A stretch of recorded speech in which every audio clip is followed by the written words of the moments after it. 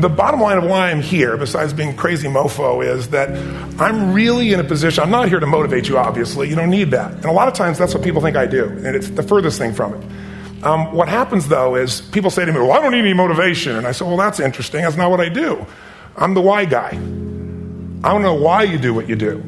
What is your motive for action? What is it that drives you in your life today, not 10 years ago, or are you running the same pattern? Because I believe that the invisible force of internal drive activated is the most important thing in the world. I'm here because I believe emotion is the force of life. All of us here have great minds. You know, most of us here have great minds, right? I don't know if I'm in the category, but we all know how to think. And with our minds, we can rationalize anything. We can make anything happen. We can, I agree with what was described a few days ago about this idea that people work in their self-interest. But we all know that that's bullshit at times. You don't work in your self-interest all the time. Because when emotion comes into it, the wiring changes in the way it functions. And so it's wonderful for us to think intellectually about how the life of the world is, and especially those who are very smart. We can play this game in our head, but I really want to know what's driving you. And what I'd like to maybe invite you to do by the end of this talk is explore where you are today for two reasons. One, so that you can contribute more. And two, so that hopefully we can not just understand other people more, but maybe appreciate them more and create the kinds of connections that can stop some of the challenges that we face in our society today. They're only going to get magnified by the very technology that's connecting us, because it's making us intersect. And that intersection doesn't always create the view of everybody now understands everybody and everybody appreciates everybody. So I've had an obsession basically for 30 years. And that obsession has been what makes the difference in the quality of people's lives. What makes a difference in their performance, because that's what I got hired to do. I got to produce the result now. That's what I've done for 30 years. I get the phone call when the athlete is burning down on national television and they were ahead by 5 strokes and now they can't get back on the course. And I got to do something right now to get the result or nothing matters. I get the phone call when the child is going to commit suicide and I got to do something right now. And in 29 years, I'm very grateful to tell you I've never lost one in 29 years. It doesn't mean I won't someday, but I haven't done it. And the reason is an understanding of these human needs that I want to talk to you about. So when I get those calls about performance, that's one thing, like how do you make a change? But also, I'm looking to see what is it that's shaping that person's ability to contribute, to do something beyond themselves. So maybe the real question is, I look at life and say there's 2 master lessons. One is there's the science of achievement. That's how do you take the invisible and make it visible, right? How do you take what you dream about and make it happen, whether it be your business, your contribution to society, money, whatever it is for you, your body, your family. But the other lesson of life that is rarely mastered is the art of fulfillment. Because science is easy, right? We know the rules. You write the code, you follow and you get the result. Once you know the game, you just, you up the ante, don't you? But when it comes to fulfillment, that's an art. And the reason is it's about appreciation and it's about contribution. You can only feel so much by yourself. So I've had an interesting laboratory to try to answer the question of the real question, which is what's the difference in somebody's life if you look at somebody like those people that you've given everything to, like all the resources they say they need. You gave them not a $100 computer, you gave them the best computer. You gave them love, you gave them joy, you were there to comfort them. And those people very often, and you know some of them I'm sure, end up the rest of their life with all this love, education, money, and background, spending their life going in and out of rehab. And then you meet people that have been through ultimate pain, psychologically, sexually, spiritually, emotionally abused, and not always, but often they become some of the people that contribute the most to society. So the question we got to ask ourselves really is, what is it? What is it that shapes us? And we live in a therapy culture. Most of us don't do that, but the culture is a therapy culture. And what I mean by that is the mindset that we are our past. And everybody in this room, you wouldn't be in this room if you bought that theory, but most of society thinks biography is destiny. The past equals the future. And of course it does if you live there. But what people in this room know, and what we have to remind ourselves though, because you can know something intellectually, you can know what to do and then not use it, not apply it. So really what we got to remind ourselves is decision is the ultimate power. That's what it really is. Now when you ask people, have you failed to achieve something? How many have ever failed to achieve something significant in your life? Say I. Thanks for the interaction on a high level there. But if you ask people, why didn't you achieve something? Somebody who's working for you, or a partner, or even yourself, and you failed to achieve a goal, what's the reason people say they failed to achieve? What do they tell you? Tell me. Come on, out loud. Didn't know enough, didn't have the knowledge, didn't have the money, didn't have the time, didn't have the technology, I didn't have the right manager, didn't have the Supreme Court. What do all those, including the Supreme Court, have in common? They are a claim to you missing resources. And they may be accurate. You may not have the money. You may not have the Supreme Court. But that is not the defining factor. And you correct me if I'm wrong.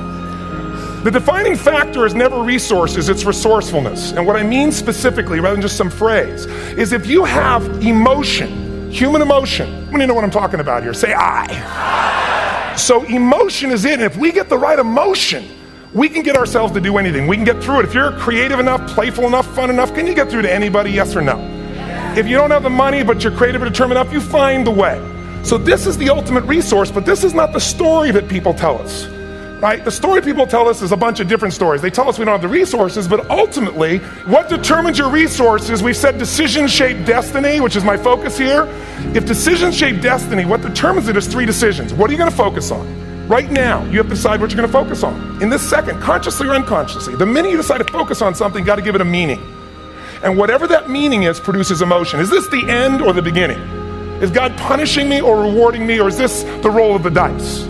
And emotion then creates what we're going to do, or the action. So think about your own life, the decisions that have shaped your destiny. And that sounds really heavy, but in the last 5 or 10 years, 15 years, haven't there been some decisions you've made that if you made a different decision, your life would be completely different? How many can think of one, honestly? Better or worse? Say I. So the bottom line is maybe it was where to go to work, and you met the love of your life there. Maybe it was a career decision. I know the Google geniuses I saw here. I mean, I understand that their decision was to sell their technology at first. What if they made that decision versus to build their own culture? How would the world be different? How would their lives be different? Their impact. The history of our world is these decisions. When a woman stands up and says, no, I won't go to the back of the bus, she didn't just affect her life. That decision shaped our culture. Or someone standing in front of a tank. Or being in a position like Lance Armstrong and someone says to you, you've got testicular cancer. That's pretty tough for any male, especially if you ride a bike. Right? You got it in your brain, you got it in your lungs. But what was his decision of what to focus on?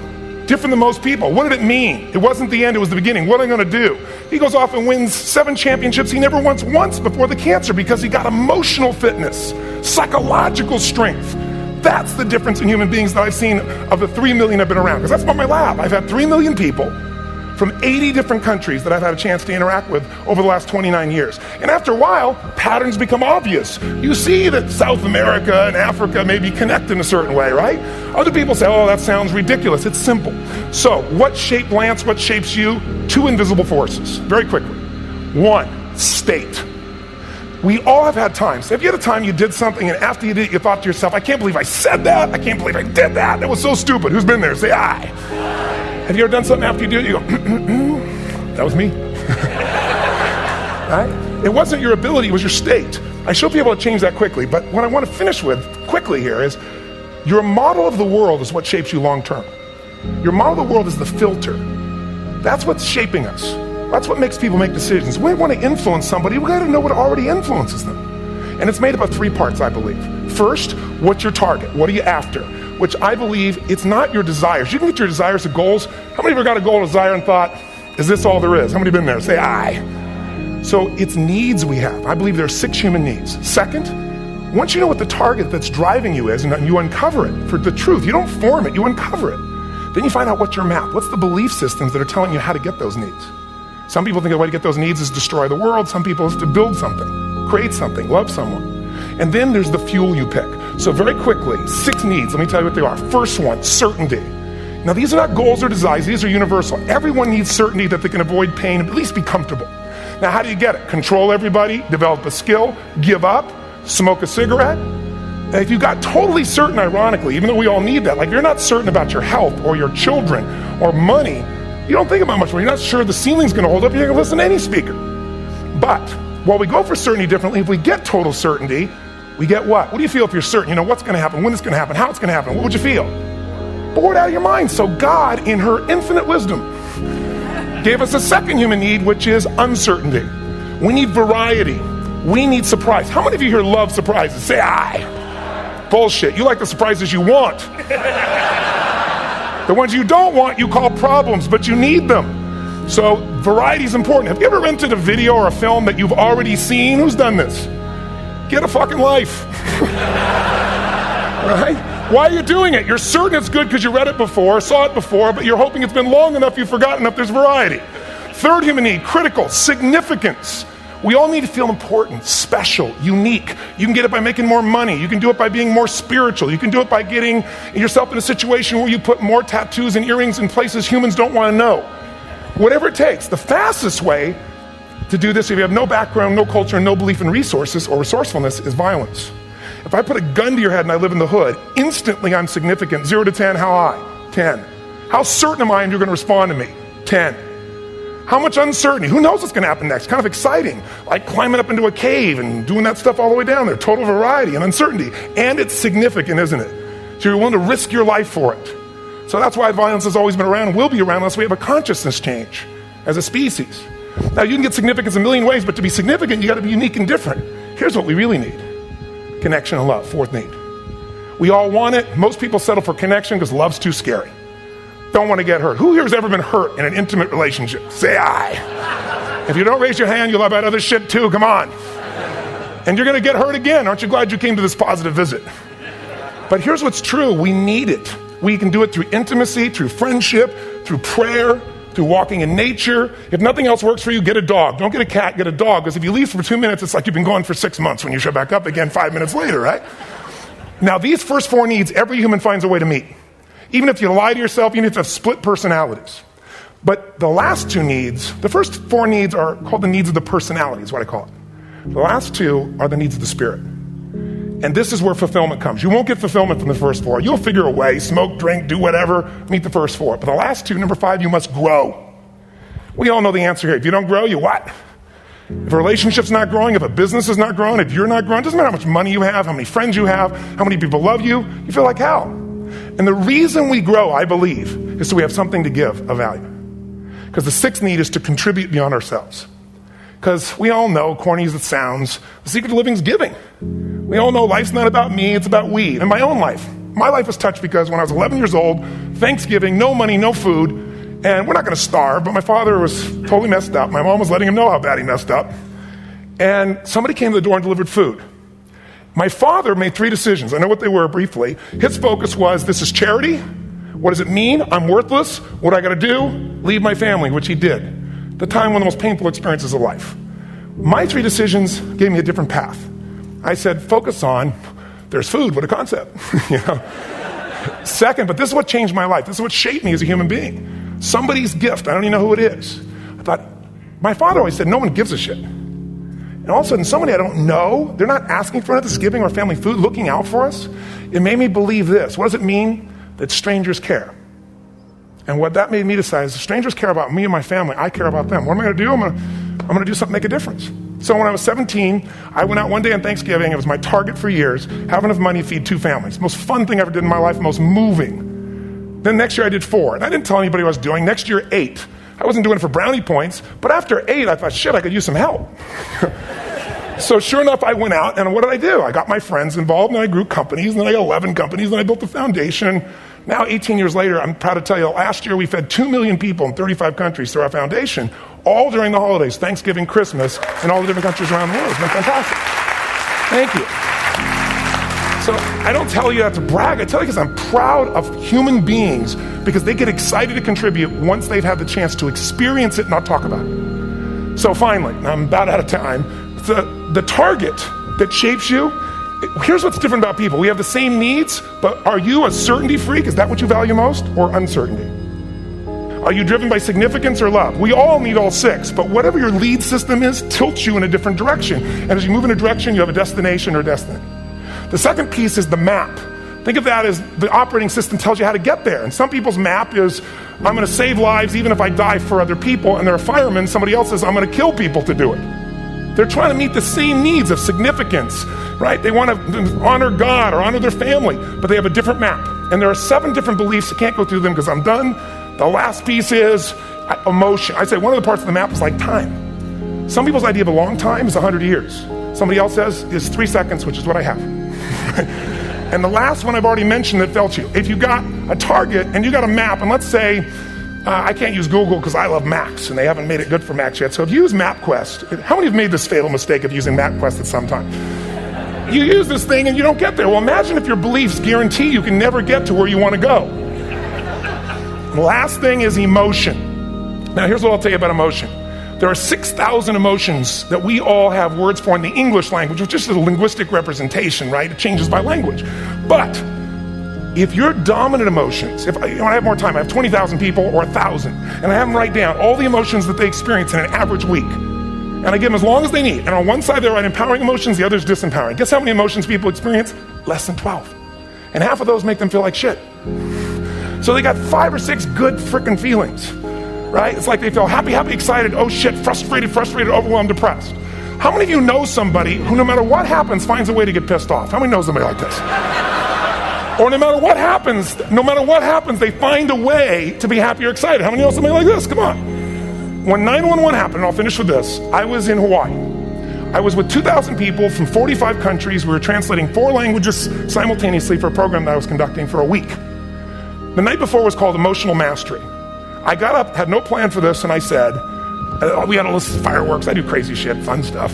And then at the end I stopped, and I had this plan I was going to say, but I never do what I'm going to say. And all of a sudden I said, when do people really start to live? When they face death. And I went through this whole thing about if you were going to get off this island, if 9 days from now you were going to die, who would you call, what would you say, what would you do? One woman, well, that night is when 9/11 happened. One woman had come to the seminar, and when she came there, her previous boyfriend had been kidnapped and murdered. Her friend, or her new boyfriend, wanted to marry her, and she said no. He said, if you leave and go to that Hawaii thing, it's over with us. She said it's over. When I finished that night, she called him and left a message, true story, at the top of the World Trade Center where he worked, saying, honey, I love you. I just want you to know, I want to marry you. It was stupid of me. She was asleep, because it was 3 a.m. for us, when he called her back from the top and said, honey, I can't tell you what this means. He said, I don't know how to tell you this, but you give me the greatest gift, because I'm going to die. And she played the recording for us in the room. She was on Larry King Live. And he said, you're probably wondering how on earth this could happen to you twice. And he said, all I can say to you is, this must be God's message to you, honey. From now on, every day, give your all, love your all. Don't let anything ever stop you. She finishes, and a man stands up and he says, I'm from Pakistan, I'm a Muslim, I'd love to hold your hand and say I'm sorry, but frankly, this is retribution. I can't tell you the rest because I'm out of time. 10 seconds. 10 seconds. All I can tell you is I brought this man on stage with a man from New York who worked in the World Trade Center, because I had about 200 New Yorkers there. More than 50 lost their entire companies, their friends, marking off their Palm Pilots. One financial trader, this woman made of steel, bawling. 30 friends crossing off that all died. And what I did to people is said, what are we going to focus on? What does this mean, and what are we going to do? And I took the group and got people to focus on, if you didn't lose somebody today, your focus is going to be how to serve somebody else. There are people, one woman got up and she was so angry and screaming and yelling. And then I found she wasn't from New York, she's not an American, she doesn't know anybody here. I said, you always get angry. She said, yes. Guilty people got guilty, sad people got sad. And I took these 2 men and did what I call an indirect negotiation. Jewish man with family in the occupied territory, some New York who would have died if he was at work that day. And this man who wanted to be a terrorist, and made it very clear. But the 2 of them not only came together and changed their beliefs and models of the world, but they worked together to bring, for almost 4 years now, to various mosques and synagogues, the idea of how to create peace. And he wrote a book, which is called My Jihad, My Way of Peace. So transformation can happen. So my invitation to you is this. Explore your web. The needs, the beliefs, the emotions that are controlling you, for 2 reasons. So there's more of you to give. Achieve too. We all want to do it, but I mean give. Because that's what's going to fill you up. And secondly, so you can appreciate, not just understand, that's intellectual, that's mind, but appreciate what's driving other people.